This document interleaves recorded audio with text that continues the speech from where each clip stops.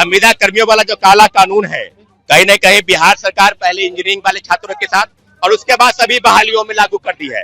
तो हम लोग यही चाहते हैं कि सरकार धीरे धीरे सभी बहालियों से संविदा काला कानून हटाए। 1 साल में 5% और 5 साल में 133 अंकों का विशेष लाभ उनको देना है कि आपने एसओ, बीएसओ, डीएसओ, सीजीएल 4 +2 बहाली सभी बहालियों में आपने लागू किया है, तो इसको आपको हटाना होगा। ये काला कानून कहीं न कहीं अभ्यर्थियों के साथ खेला है। अब मान के चलिए कोई फ्रेशर कैंडिडेट है, वो 400 के लिए फाइट कर रहा है, वो 400 में से जितना मार्क्स आए उसके बेसिस पे वो सिलेक्शन लेगा। सरकार नहीं सुनेगी, सरकार धीरे धीरे सभी बहालियों में लागू कर रही है। 5 नंबर के बदले 1 साल में 5% दे रही है और 5 साल में 25% होता है। एक्स्ट्रा अनुभव का आधार पर देंगे, लेकिन उन्होंने क्या कर रही है कि लोगों को 133 नंबर फ्री का दे दिया जा रहा है। मतलब फ्रेशर कैंडिडेट कैसे मुकाबला कर पाएगा? एक विभाग में नौकरी ले लिए तो अगले विभाग में 133 नंबर लेके वो दूसरे विभाग में शिफ्ट कर रहे हैं, यानी कि एक संविदा कर्मी 5 विभाग में नौकरी कर रहे हैं और बिहार के फ्रेशर अभ्यर्थी 5-10 साल से रोड पे भटक रहे हैं। हम लोग ऐसे ही हमारा प्रोटेस्ट चलता रहेगा, आगे हाई कोर्ट तक जाएंगे, सुप्रीम कोर्ट तक जाएंगे। ये जो काला कानून है इसे आपको हटाना ही पड़ेगा,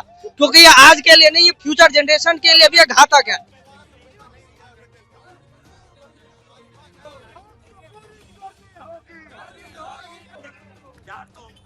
नमस्कार, हेडलाइंस मिरर देख रहे हैं आप और मैं हूं आपके साथ मयंक पांडे। देखिए अभी हमारी मौजूदगी विश्वेश्वरैया भवन के सामने है और यहाँ पर सैकड़ों की संख्या में जो है लोग पहुंच चुके हैं और प्रदर्शन कर रहे हैं और तमाम तरीके के अलग अलग जो है पोस्टर आप देख रहे होंगे। तमाम जो रीयूज हटाओ, फ्रेशर्स को मौका दिलाओ और अलग अलग तरीके की जो पोस्टर्स है वो यहाँ पर है।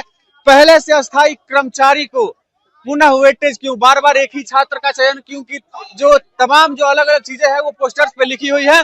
और इनका मुद्दा है कि जो नए छात्र हैं उनको मौका मिलना चाहिए, बार बार जो वही पुराने छात्र हैं उन्हीं को वेटेज दिया जा रहा है। इस मुद्दे को लेकर के जो है अभ्यर्थी छात्र यहाँ पर प्रदर्शन करने के लिए पहुंच चुके हैं। एक एक करके छात्रों से अभ्यर्थियों से बात करेंगे और पूरी मामला जानने का क्या है, पूरा मामला प्रयास करेंगे। क्या है पूरा मामला? देखिए, मैं नवीन कुमार बिहार सरकार का सहायक अभियंता का अभ्यर्थी हूँ। मामला ये है कि हम लोग का जो बीपीएससी एग्जाम कंडक्ट करवाती है सहायक अभियंता का, उसमें जो संविदा कर्मी है उनको ये बीपीएससी का परीक्षा एग्जाम में 5 नंबर 1 साल के लिए बोली थी संविदा कर्मी को एक्स्ट्रा अनुभव का आधार पर देंगे, लेकिन उन्होंने क्या कर रही है कि 5 नंबर के बदले 1 साल में 5% दे रही है और 5 साल में 25% होता है, जो कि 400 में 133 नंबर निकलता है। आप 25 नंबर से आपको नुकसान हो जाएगा कि जो नया छात्र है? नहीं, 25 नंबर नहीं, यहाँ पे 133 नंबर से नुकसान हो रहा है। लोगों को 133 नंबर फ्री का दे दिया जा रहा है। मतलब कि संविदा कर्मी आप है मान लीजिए, तो बिना परीक्षा में बैठे आपको 133 नंबर मिल जा रहा है, तो फ्रेशर कैंडिडेट कैसे मुकाबला कर पाएगा? और संविदा कर्मी यही नहीं रुक रहे हैं, एक विभाग में नौकरी ले लिए तो अगले विभाग में 133 नंबर लेके वो दूसरे विभाग में शिफ्ट कर रहे हैं, यानी कि एक संविदा कर्मी 5 विभाग में नौकरी कर रहे हैं और बिहार के फ्रेशर अभ्यर्थी 5-10 साल से रोड पे भटक रहे हैं। सरकार से यही मांग है कि आपको अगर उनको एक्सपीरियंस देने का लाभ है तो बस एक ही बार दीजिए, दोबारा यूज का उसको मौका नहीं लेने दीजिए। इससे बिहार सरकार में जन आक्रोश आप दिखा सकते हैं यहाँ पे। सही बात है। देखिए किस प्रकार से जो है यहाँ पर अभ्यर्थी आक्रोशित है, छात्र आक्रोशित है और सौरभ जी यहाँ पर है, छात्र नेता है। जो आप लोगों का प्रोटेस्ट है, पूरा मामला क्या है? संविदा कर्मियों वाला जो काला कानून है, कहीं न कहीं बिहार सरकार पहले इंजीनियरिंग वाले छात्रों के साथ और उसके बाद सभी बहालियों में लागू कर दी है।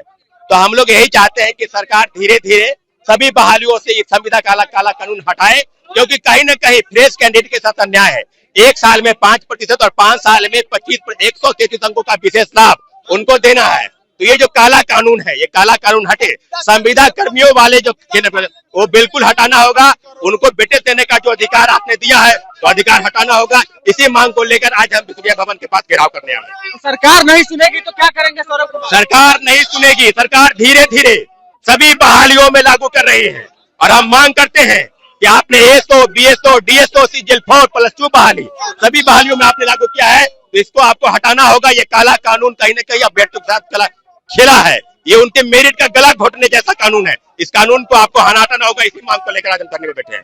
देखिए नए छात्रों के मेरिट का गला घोटना इसको कह सकते हैं। ये जो कहा जा रहा है कि संविदा कर्मियों को जो एक्स्ट्रा वेटेज दिया जा रहा है उसके खिलाफ जो है ये प्रदर्शन है और जो नए छात्र हैं उनका मेरिट का ये एक तरह से गला घोटना है, क्योंकि अगर आप किसी को वेटेज दे रहे हैं इतना ज्यादा कि उसको इतना ज्यादा फायदा हो जाए, तो इसको लेकर के ये जो छात्र हैं, अभ्यर्थी है, वो प्रोटेस्ट कर रहे हैं और कह रहे हैं कि ये जब तक काला कानून नहीं हटेगा तब तक इनका प्रोटेस्ट चलेगा। अगर ये कानून जो वेटेज वाला है ये नहीं हटा, सरकार नहीं हटाई, आप लोग की बात नहीं मानी, तो क्या करेंगे आगे? हम लोग ऐसे ही हमारा प्रोटेस्ट चलता रहेगा, आगे हाई कोर्ट तक जाएंगे, सुप्रीम कोर्ट तक जाएंगे।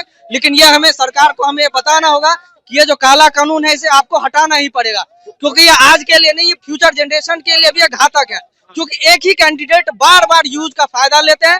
जब तक उनको अच्छा डिपार्टमेंट नहीं मिलेगा वो तब तक रियूज का फायदा लेंगे और दूसरे कैंडिडेट का वो सीट खाते रहेंगे। एक नौकरी के बाद दूसरी नौकरी, तीसरी नौकरी लगातार करते और बार बार एक ही कैंडिडेट को वो फायदा मिल रहा है। अब मान के चलिए कोई फ्रेशर कैंडिडेट है, वो 400 के लिए फाइट कर रहा है, वो 400 में से जितना मार्क्स आए उसके बेसिस पे वो सिलेक्शन लेगा। लेकिन एक कॉन्ट्रैक्ट वाला वो 400 में जितना ला रहा है उसे वो मार्क्स मिलेगा ही, साथ में 133 नंबर अलग से उसे मिल रहा है। अब सोचिए कोई हम 400 से स्टार्ट कर रहे हैं, वो ऑलरेडी 133 नंबर उसे मिल चुका है, तो कोई फ्रेशर कैसे उसे कम्पीट करेगा? मुकाबला ही नहीं रह जाएगा, कोई नहीं रह जाएगा। और उसके बाद वो क्या करते हैं, कुछ दिन उस डिपार्टमेंट में जॉब करते हैं और फिर उस नए डिपार्टमेंट में उसका रियूज का फायदा उठा के 133 नंबर का फायदा उठा के फिर नए दूसरे डिपार्टमेंट में चले जाते हैं। अब मैं एक बात बता रहा हूँ कि जैसे पिछली वैकेंसी एक आई थी पीएचईडी डिपार्टमेंट की, उसमें हमारे 113 या 118 वैकेंसी थी, उसमें ऑलमोस्ट सारी सीटें कॉन्ट्रेक्चुअल जो इंजीनियर थे उन्हीं को हुआ है, किसी फ्रेशर का नहीं हुआ। अब सोचिए किसी को 133 नंबर मिल रहा है, ऑलरेडी मिल चुका है, उसके सामने कोई फ्रेशर कहां से कॉम्पीट करेगा? इसीलिए एक 133 नंबर हटाए। और उससे बड़ी बात यह कि अगर उसमें वो सिलेक्ट हो गए, वो फिर से सिलेक्ट होने के बाद नई कोई दूसरी वैकेंसी आ रही है उसमें भी वो एग्जाम दे रहे हैं, वहां भी वो सीट खा रहे हैं, तो सोचिए दूसरे कैंडिडेट कहाँ जाएंगे? फ्रेशर वाले को इससे नहीं हो रहा है, जिससे फ्रेशर को बहुत नुकसान हो रहा है और एक ही लोग बार बार जॉब ले रहे हैं, इससे फ्रेशर लोग फिर कहाँ जाएंगे इंजीनियरिंग का डिग्री लेके? हम लोग इतना दिन से परेशान है, कहीं जॉब नहीं हो रहा है। तो देखिए, तो ये जो मांग है इन लोगों की साफ तौर पर क्या है वो आपने सुना। और लोगों का साफ कहना है कि जो संविदा वाले लोग हैं, जो एक्सपीरियंस के आधार पर उनको 133 नंबर दे दिया जाता है, वो जो नए छात्र है उनके साथ अन्याय है, क्योंकि उनको जो है 0 से शुरू करनी पड़ती है और दूसरे संविदा लोगों को, संविदा कर्मियों को जो है एक्सपीरियंस के आधार पर 133 नंबर सरकार एक्स्ट्रा देती है। तो ये कोई मुकाबला ही नहीं रह जाता है। तो इसको ये लोग काला कानून बुला रहे हैं और कहना है इनका कि साफ तौर पर कि जब तक ये नहीं हटाया जाएगा तब तक ये प्रदर्शन चलता रहेगा। बहरहाल इस खबर में इतना ही। आप क्या मानते हैं? आप अपनी प्रतिक्रिया हमारे साथ जरूर साझा करें और तब तक के लिए बने रहे हमारे साथ और देखते रहे हेडलाइंस मिरर। धन्यवाद।